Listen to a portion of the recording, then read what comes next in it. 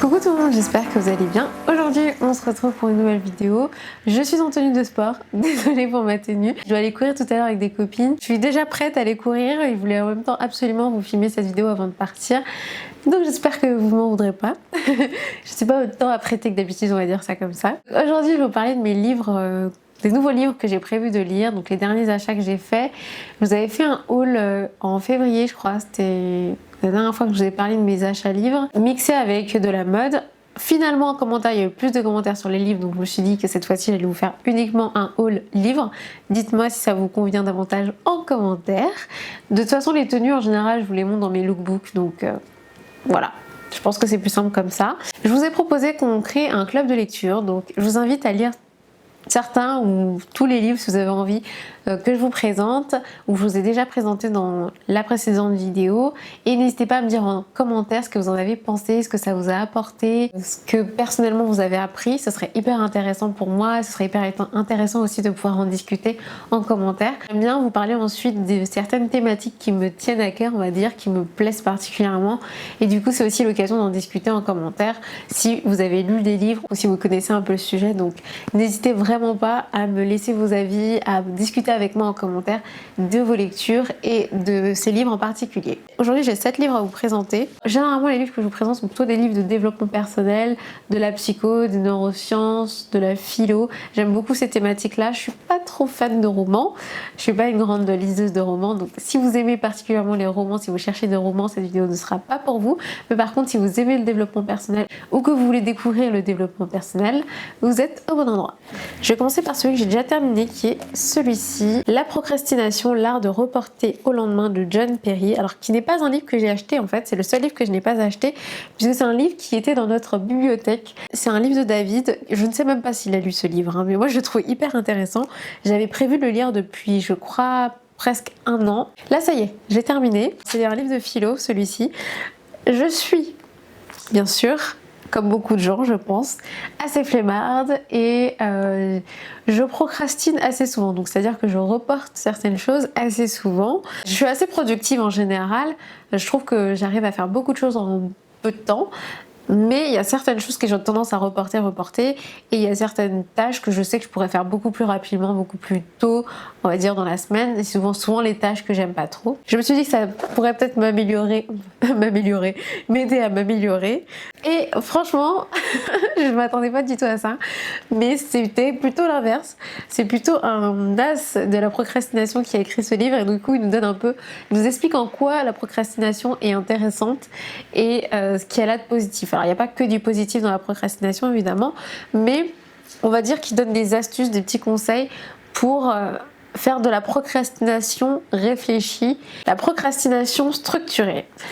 Donc c'est vraiment hyper intéressant si vous avez tendance à reporter au lendemain, je vous invite à le lire et je vous en reparlerai dans une autre vidéo, ça c'est certain, parce que j'aime beaucoup cette thématique-là. Et je pense que globalement une thématique sur la productivité, sur l'organisation, ça peut être hyper intéressant. Donc dites-moi d'ailleurs en commentaire si ça vous intéresserait. Un petit peu dans le même esprit, j'ai acheté les 7 habitudes de ceux qui réalisent tout ce qu'ils entreprennent. Donc qui est un livre de Stephen R. Covey, je sais pas, qui est diplômé d'Harvard et cofondateur de Franklin Covey. Il est également consultant auprès de multinationales et d'hommes influents. Alors apparemment c'est un livre qui a eu beaucoup de succès. J'ai hésité plusieurs fois à l'acheter et je l'ai finalement acheté la semaine dernière. J'ai commencé à lire et je pense que si j'ai hésité à l'acheter les précédentes fois, c'est parce qu'il y a beaucoup de blabla pour moi. J'aime bien quand les livres vont assez rapidement à l'essentiel, mais c'est bien raconté, il y a des histoires qui sont racontées, il y a effectivement les 7 habitudes de ceux qui entreprennent et qui réussissent qui sont expliquées dans le livre. Il y a vraiment de bons enseignements à tirer et surtout je trouve que malgré le fait qu'il y ait beaucoup de blabla, je trouve que finalement c'est quand même assez bien structuré comme livre, même si j'ai l'habitude de lire des livres qui sont peut-être un peu plus structurés, mais ce qui est bien c'est que toutes les idées principales sont regroupées. Et j'ai d'ailleurs commencé à prendre des petites notes sur la première page, voilà, normal. En fait tout s'est décollé, donc de toute façon je crois que ça va être une feuille libre au final. C'est des concepts que je connaissais déjà pour la plupart, mais le fait de le voir regrouper au même endroit, de le voir développer. Il y a certains points en particulier que j'ai trouvé hyper intéressants, notamment l'interdépendance que j'ai relevé et que je trouve hyper intéressant comme concept et que je pense que je vais un petit peu creuser aussi de mon côté. Mais voilà, globalement j'ai appris déjà des petites choses, je suis à un tiers du livre et si vous êtes quelqu'un qui entreprend ou même si vous avez des projets personnels que vous avez envie d'entreprendre, des projets au bout desquels vous avez envie d'aller et que vous avez envie de réussir, qui vous tiennent particulièrement à cœur, je pense que ça pourrait vous aider. Et même si vous voulez tout simplement améliorer votre vie personnelle, votre relation avec les autres, c'est aussi hyper intéressant parce que ça va au-delà du fait d'avoir un projet et d'aller au bout de son projet. C'est vraiment tout un état d'esprit quand on veut réussir et quand on veut être bien dans sa vie. J'ai commencé à lire aussi Le pouvoir du moment présent de Eckhart Tolle, j'espère que ça se prononce comme ça. Guide d'éveil spirituel. Celui-ci, c'est un livre un peu plus sur la spiritualité. C'est pas mon type de livre préféré en général et j'en lis assez peu puisque j'ai une formation scientifique et j'ai un côté scientifique assez prononcé, on va dire, même dans ma façon de raisonner, etc. Mais je suis assez ouverte en général à différents concepts et je suis pas du tout fermée en pensant que les sciences, c'est la vérité, etc. Pas du tout. Je pense que on apprend et les sciences permettent de comprendre beaucoup de choses, mais les sciences sont limitées et il y a des choses qu'on ne comprend pas toujours avec les sciences et qui sont pas faciles à comprendre, je pense, de toute façon avec les sciences, même si je crois beaucoup en la science quand même. C'est vrai qu'il y a certains concepts qui me parlent un peu moins que d'autres en spiritualité. Pourquoi j'ai acheté du coup? Je l'ai acheté parce que le concept de pouvoir profiter et de savoir apprécier le moment présent, il y a un concept qui m'intéresse vraiment beaucoup et j'aimerais justement arriver à profiter un peu plus du moment, apprécier un peu plus le moment sans forcément trop anticiper la suite et arriver à me satisfaire dans un sens, apprécier le moment présent, apprécier ce qu'on a. Je pense que c'est vraiment très important aussi quand on pense au bonheur, quand on pense au fait d'être heureux. Et je me suis dit que ce livre serait intéressant dans ce sens-là, d'avoir différents points de vue. Je pense qu'il doit certainement raconter différentes histoires. Alors au début ça commence un peu comme s'il voulait lancer une nouvelle religion, donc ça m'a un peu perturbée, mais ce qu'il raconte et ce qu'il dit est vraiment très très intéressant. En neurosciences, j'ai acheté Le cerveau funambule, donc comprendre et apprivoiser son attention grâce aux neurosciences, de Jean-Philippe Lachaud. Donc c'est un livre de neurosciences qui parle de l'attention, du fait de pouvoir se focaliser sur une tâche donnée, d'arriver à se concentrer, ne pas être déconcentré, ou alors au contraire arriver à se déconnecter parfois de certaines choses, de certaines pensées, de certaines actions. Une des thématiques qui m'intéresse le plus dans les neurosciences, c'est la formation des pensées. Comment est-ce que le cerveau crée nos pensées?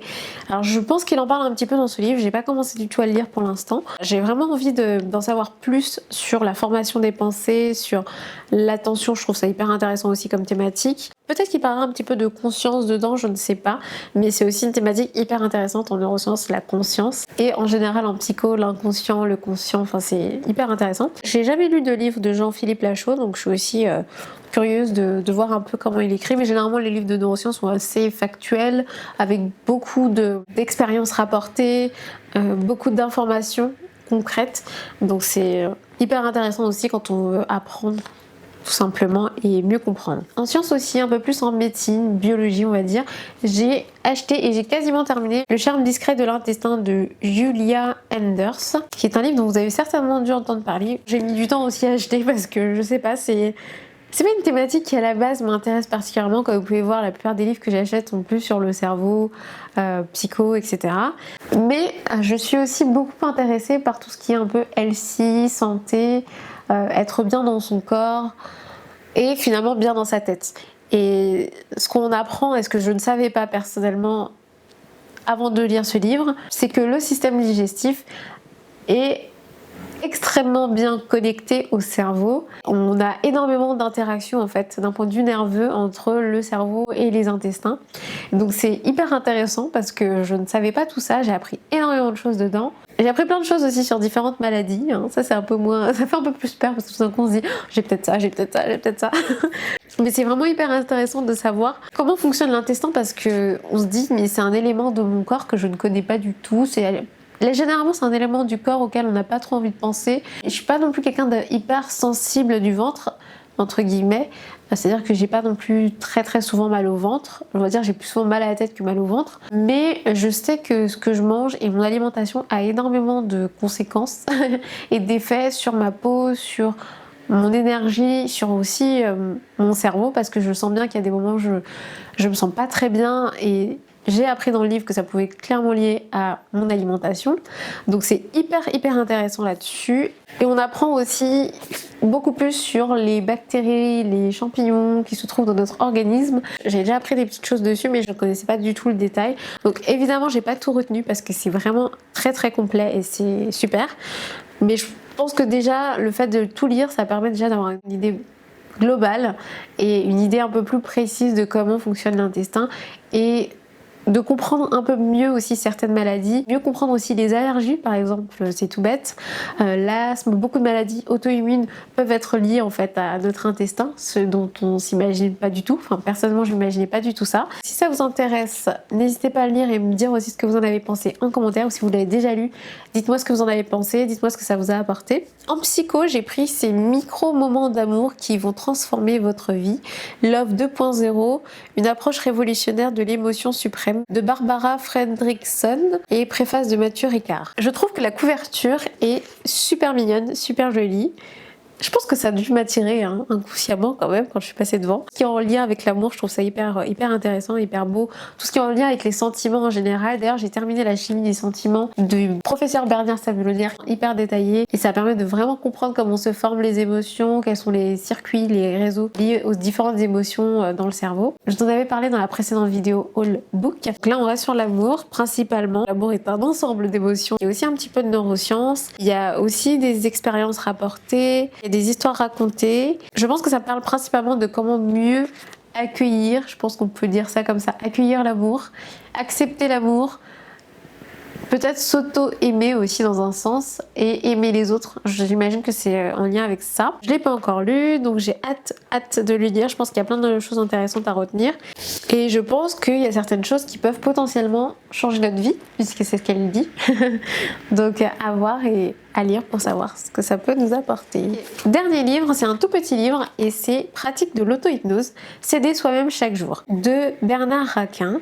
Alors pourquoi j'ai acheté ce livre? C'est un livre peut-être étonnant pour vous. Si vous faites un petit peu de méditation, si vous connaissez la méditation, vous devez savoir qu'on apprend déjà un petit peu à ressentir son corps, à s'auto-contrôler, on va dire, contrôler aussi ses pensées et contrôler ses ressentis, avoir un réel impact en fait sur nous-mêmes. Du coup je trouve que la méditation c'est hyper intéressant, la méditation classique, parce que je sais qu'il existe différentes formes de méditation. C'est la pleine conscience la plus classique il me semble, je suis pas du tout experte de méditation du tout, mais la méditation classique je trouve que c'est super bien pour apprendre à se détendre et à réguler son stress, réguler ses émotions négatives la plupart du temps. S'endormir aussi, moi j'utilise beaucoup, j'essaye des fois de faire un peu de méditation avant de dormir parce que ça m'apaise vraiment et après je m'endors plus facilement.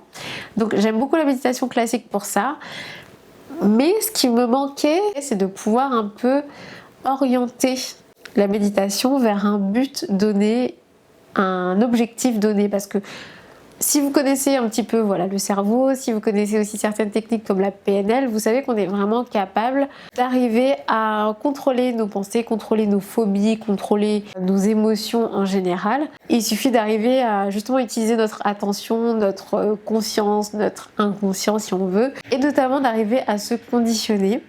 Alors j'ai acheté ce livre-là parce que déjà, je sais pas si l'hypnose classique fonctionnerait sur moi. Je suis quelqu'un qui est quand même pas mal dans le contrôle. Enfin, je suis pas hyper tentée par l'hypnose classique et je sais pas si l'hypnose classique marcherait sur moi. Je pense qu'un jour j'essaierai certainement. Le fait que quelqu'un d'autre prenne possession de moi, ça me dérange et c'est pas forcément quelque chose qui m'intéresse. Par contre, j'aimerais vraiment arriver à me contrôler un peu plus et à arriver à orienter moi-même mes pensées, mes actions, etc.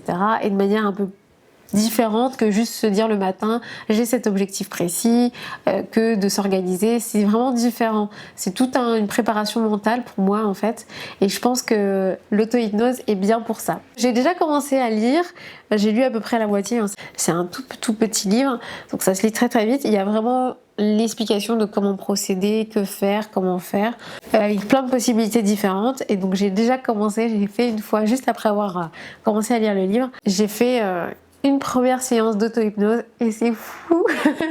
Moi je trouve ça assez dingue en fait. Sur moi ça marche très très bien. J'ai hâte de recommencer, j'ai hâte de m'organiser aussi pour je sais pas, me libérer du temps pour faire de l'auto-hypnose. Ça paraît super bizarre parce que je me serais jamais pensé dire ça un jour. Mais bon, bref, c'est hyper intéressant. Et je sais qu'il y a eu des études récentes sur l'hypnose en neurosciences qui dit que c'est un état de conscience différent, totalement différent des autres, qui à mon avis est assez proche quand même de la méditation, qui permet d'arriver à focaliser son attention et orienter son attention. Et j'aimerais bien en apprendre plus sur les bases justement scientifiques de l'hypnose. Peut-être que le livre Le cerveau funambule en parle, je suis pas certaine. Ce serait cool, mais sinon il faudrait que je trouve des études sur l'hypnose. J'ai vu aussi des conférences dessus, comme quoi ça pouvait aussi aider beaucoup de personnes dans différentes maladies. Il y a beaucoup de maladies pour lesquelles on est capable de s'auto-guérir. En fait, on a une capacité et un pouvoir sur nous-mêmes qui est hyper important, hyper impressionnant et on n'en a pas forcément conscience et on l'utilise pas forcément. Et donc je me dis que l'auto-hypnose et l'état hypnotique est très intéressant pour ça. Donc voilà, j'aimerais bien maîtriser ça, j'aimerais bien en apprendre plus là-dessus. Et donc je me suis dit que ce petit livre pourrait peut-être m'aider. Donc je vous en reparlerai si j'en fais régulièrement, si ça m'apporte quelque chose. Voilà, si je peux vous partager des petites conseils, des petites astuces dessus. Dites-moi si vous êtes déjà fait hypnotiser, dites-moi si vous connaissez l'hypnose. Je serais vraiment hyper curieuse et hyper intéressée par avoir un retour d'expérience. Comment vous êtes senti, qu'est-ce que ça a fait sur vous, etc. Et après coup aussi, quel était un peu votre souvenir et votre impression? Et est-ce que ça a duré, est-ce que ça a fonctionné sur la durée? Parce que ce qu'ils disent aussi, enfin ce que dit l'auteur, c'est que l'hypnose qui provient de l'extérieur, où on vous impose entre guillemets quelque chose, on vous impose de changer une habitude ou quelque chose dans votre corps, ou dans vous-même on va dire, ça a tendance à pas forcément durer sur du long terme. C'est plutôt l'hypnose qui va vous permettre à la fois de vous agir et peut-être quelqu'un d'extérieur aussi d'agir qui fonctionnera le mieux, parce qu'il faut qu'il y ait quand même un minimum de conscience pour pouvoir arriver à créer vraiment des changements, on va dire, durables. Si vous connaissez aussi des livres sur l'hypnose, n'hésitez pas à me dire en commentaire. Voilà pour cette vidéo. J'espère qu'elle vous a plu, j'espère qu'elle vous a intéressé et que peut-être que vous lirez certains des livres que je vous ai présentés. Si c'est le cas, vraiment n'hésitez pas à me dire lesquels vous allez lire, lesquels vous avez lus en commentaire. Me donner votre avis, partager votre expérience en commentaire. J'ai hâte de vous lire et je vous dis à très vite pour une prochaine vidéo.